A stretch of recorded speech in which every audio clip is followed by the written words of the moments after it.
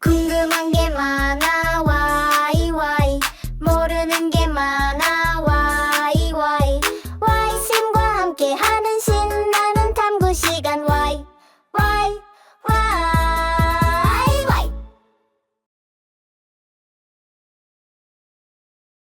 자, 지금부터 이제 여러분한테 또 이야기해 줄 것은 이런 증거들을 과학적으로 분석하는 것도 중요하지만 논리적인 생각, 논리적인 그런 사고력을 가지고 범인의 어떤 행동이나 그런 것을 예측하는 범죄 패턴이나 또 어떤 행동 패턴 같은 경우를 예측할 수 있는 그런 기술도 있어요.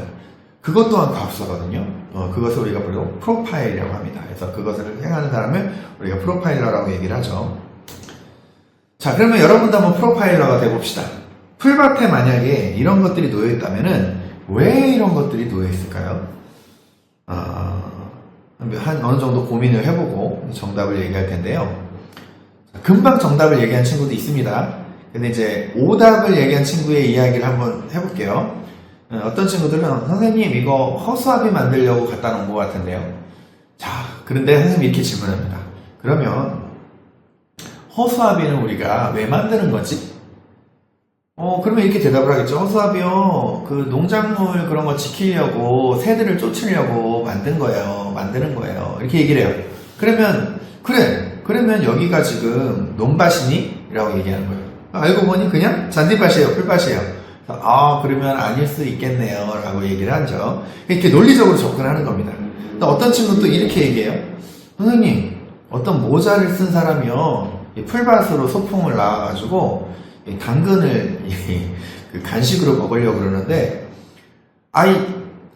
당근이 썩어 있는 거예요. 그래가지고 너무 화가 나가지고 그냥 너무 화난다 그러면서 막 옷을 막 뜯고 옆에 있는 나뭇가지도 막 부러뜨리고 그리고 씩씩 화를 내면서 집에 간 거 아니에요? 이렇게 얘기하는 거예요. 너무 재밌는 대답이었죠. 그런데 물론 그 친구의 대답이 맞을 수도 있어요. 그렇죠? 그럴 수도 있죠. 그런데 만약에 정말 화가 나서 옷을 탁 뜯어가지고 단추를 떨어뜨렸다면 이렇게 단추들이 가지런히 이렇게 모여 있을까요? 아마 이렇게 여기저기 튕겨나가서 단추들이 멀리 있을 거예요. 만약에 단추들이 멀리에서 발견됐다고 한다면 예측해 볼 수 있겠죠. 정말 옷을 뜯었을 수도 있겠구나. 하지만 이렇게 가지런히 모여 있다는 것은, 재료들이 모여 있다는 것은 이렇게 눈사람을 만들어 놓고, 겨울에 눈사람을 만들었는데 봄이 돼서 따뜻해져서 녹는 부분만 녹고 녹지 않는 부분만 주저앉아 내려앉았다라고 우리가 생각하는 것이 더 논리적이라는 겁니다. 자, 이제 이 문제도 한번 우리가 풀어볼 텐데요. 식당에 들어오자마자 목이 말랐던 여자는 허겁지겁 물을 다 마셨고 남자는 천천히 절반 정도만 마셨어요. 그리고 남자는 갑자기 고통을 호소하다가 쓰러져 죽었습니다. 알고 보니 양쪽 컵 모두에 독이 들어있었어요. 근데 정말 이상하죠? 왜 전부 벌컥벌컥 마신 여자는 살아남았고 왜 남자만 죽었을까요? 그것도 조금씩만 먹었을 뿐인데. 자, 시간을 드리겠습니다. 자, 조금씩 이제 선생님이 힌트를 드리자면요, 이걸 바로 맞추는 친구들도 있긴 해요. 그런데 힌트를 듣고 여러분이 정답을 생각하고 확인해 보면 좋겠습니다. 자, 천천히 절반 정도만 마셨고 허겁지겁 마셨고의 차이가 있죠. 이 차이가 가장 큽니다. 그러니까 이 차이에 여러분이 고민을 하셔야 되고요. 그 다음에 이 컵의 모습을 잘 보면은 얼음이 든 컵이라는 거예요. 얼음물이 든 컵이라는 거예요. 그럼 여러분이 조금 더 과학적으로 접근할 필요가 있습니다. 자, 두 컵에서 다 독이 발견됐어요. 그러면 이 여자가 먹을 때는 독이 없을 수도 있고 이 남자가 먹을 땐 독이 있을 수 있는 그런 상황이 만들어질 수 있을까? 이것도 한번 생각을 해보는 겁니다. 자, 그러면 어떻게 해야 그냥 먹었을 땐 독이 없고 천천히 먹었을 땐 독이 있을 수 있을까요? 바로 지금 정답을 알려드리겠습니다. 얼음에 독이 있었던 것입니다. 자, 그러니까 물은 그대로고 독이 든 얼음을 탁 양쪽에 탁 넣은 거예요. 그런데 이 사람은 벌컥벌컥 마셔버렸어요. 그러니까 이 얼음이 녹아서 이 물로 독이 이렇게 스며 나오기 전에 물을 다 마셔버렸기 때문에 얼음의 독이 나올 틈이 없었던 거예요. 그런데 이 남자는 천천히 마셨기 때문에 이 얼음에서 녹아나온 독들이 섞여서 이 입속으로 들어가서 그런 일을 당하게 된 거겠죠. 여러분 정답을 맞춘 친구들도 많이 있을 거예요. 자, 다음 문제를 또 여러분 풀어보겠습니다. 자, 선생님이 이런 문제를 낼 때는 사실 정답이 없는 문제를 내는 거예요. 가능성이 높은, 그러니까 프로파일러들이 확인을 했을 때, 그리고 어떤 통계를 냈을 때 가장 가능성이 높았더라 라고 하는 부분을 알려주는 겁니다. 그래서 100% 이것이다 라고 여러분이 생각하지 않았으면 좋겠어요. 당신이 탐정이라면 이 중 누가 유괴범일 가능성이 가장 높은가? 자, 지금 1번의 모습이 있고 2번의 모습을 여러분 또 살펴보고 3번의 모습 한번 살펴보세요.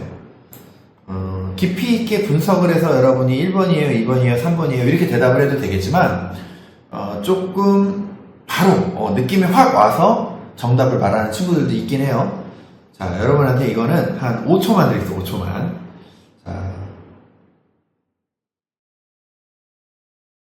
자, 그러면 정답을 한번 확인해 보도록 하겠습니다. 정답은 2번입니다. 그렇다고 해서 2번이 무조건 유괴범이라는 얘기는 아니에요. 가능성이 높다라는 거죠. 자, 다른 사람들을 보면요. 아이의 손이 살짝 걸려 있어요.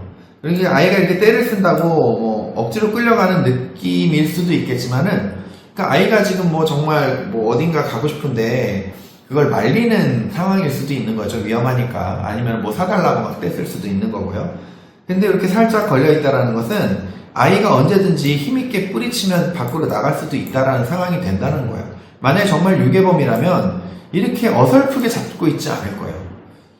그리고 아이가 정말 괴로워가지고 막 도움을 청한다면 주변 사람들한테 노출이 되잖아요. 그러니까 이렇게 아이를 노출시킬 필요가 없는 거죠. 3번은 더 그렇습니다. 3번은 아이가 지금 엄마 손을 잡고 있어요. 그렇죠? 엄마가 지금 손을 펼치고 있죠. 그러니까 엄마가 잡은 게 아닙니다. 그러다 보니 아이는 언제든 갈 수 있는 상황인 거죠. 그렇기 때문에 아이가 당했다라고 생각할 가능성이 좀 덜하다는 겁니다. 근데 2번은 잘 보면요. 양쪽에서 꽉 잡고 있기 때문에 아이가 반항을 할 수 없습니다. 그리고 이 덩치 큰 사람이 양쪽에서 이렇게 가리고 있으면 시야가, 그렇죠? 다른 사람들의 시선이 이 아이를 향하지 못해요.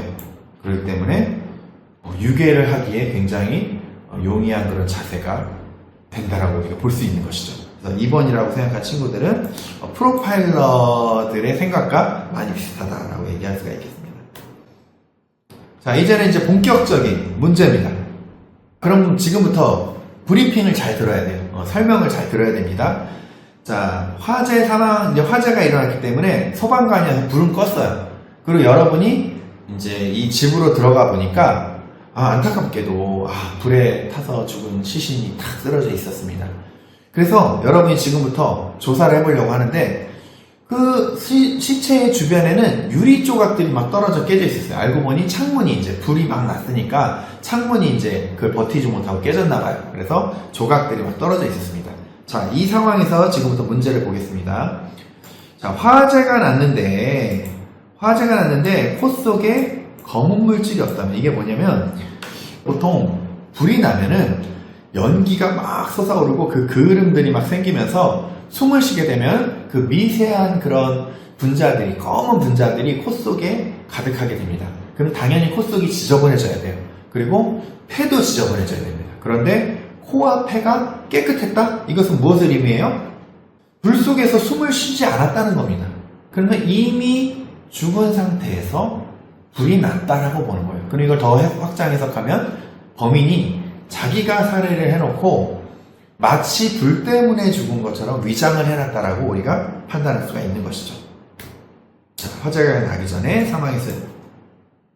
자, 그 다음에 깨진 유리 파편이 그을리지 않았다. 뒷면이. 자, 유리 조각이 떨어져 있었다고 했었죠. 그러면 만약에 처음에 유리가 안 깨졌을 테니까 불이 먼저 났겠죠. 그럼 불이 날 때 막 유리가 지저분해졌을 겁니다. 그럼 팡 깨지고 나서 땅에 떨어지면 또 그 위에 또 막 그 그을음이 생기면서 양쪽 모두가 다 지저분해졌을 가능성이 높아요. 그런데 유리 조각을 딱 들어보니까 아래쪽은 안 까만 거예요. 그을음이 타지 않은 거예요. 그러면 이것은 무엇을 의미할까요? 유리 파편의 아랫면이 그을리지 않았다는 것은 불이 나기 전에 이미 깨져 있을 가능성이 높은 거죠. 이미 떨어져 있었기 때문에 위에서 막 불이 나면 아래까지 막 그을음이 이렇게 들어오지 않았다라고 우리가 생각을 해볼 수가 있는 겁니다. 그러면 불이 나기 전에 깨졌다면 이게 왜 깨졌을까를 생각해 봐야 되겠죠? 그런데 보통 화재로 인해서 유리창이 깨지면은 유리 조각이 집 안으로 깨질 확률이 높을까요? 집 바깥으로 깨질 확률이 높을까요? 집 바깥으로 깨질 확률이 높습니다. 왜냐면은 공기가 뜨거워지면은 팽창하거든요. 여러분도 그런 실험 많이 해봤을 거예요. 이런 풍선 같은 경우도 이렇게 뜨거운 이렇게 곳에 이렇게 놔두게 되면 이렇게 부풀어 오릅니다. 그러다가 냉장고에 넣으면 쪼그라들어요. 그게 이제 공기가 뜨거워질수록 팽창하기 때문이에요. 자, 그러면 당연히 불이 났으니까 집 안에 공기가 팽창을 하겠죠. 그러면 유리창이 깨지는 순간 바깥쪽으로 폭발하면서 깨질 가능성이 굉장히 높은 거예요. 그런데 집 안쪽으로 깨졌다는 거는 누군가가 밖에서 유리창을 깨고 들어왔을 가능성이 높다는 겁니다. 그러니까 범인이 이 집으로 들어올 때 유리창을 깨고 들어와서 피해자를 살해한 후에 그 다음에 불을 질렀다라고 생각해 볼 수가 있는 것이죠. 자, 창문이 방사형으로 깨져 있다. 자, 요것은 이제 어떤 다른 부분인데, 이 방사형이라는 것은 거미줄 형상처럼 이렇게 깨지는 경우가 있어요. 유리가 어떤 충격을 딱 받으면은 이 거미줄 형상으로 깨지거든요. 이것은 무엇을 의미하냐면은 특정 부위의 충격으로 깨진 것이지 저절로 깨진 게 아니라는 거예요. 그러니까 누군가가 일부러 어떤 압력을 가해서 깨뜨렸다라고 볼 수가 있는 겁니다. 자, 그리고 주방에 깨진 접시와 떨어져 있는 전자레인지가 발견됐어요.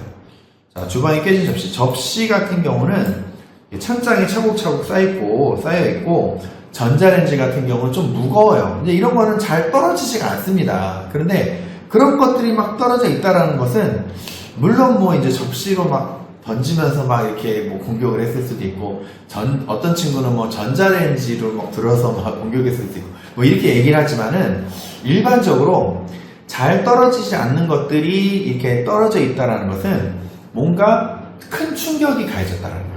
큰 흔들림.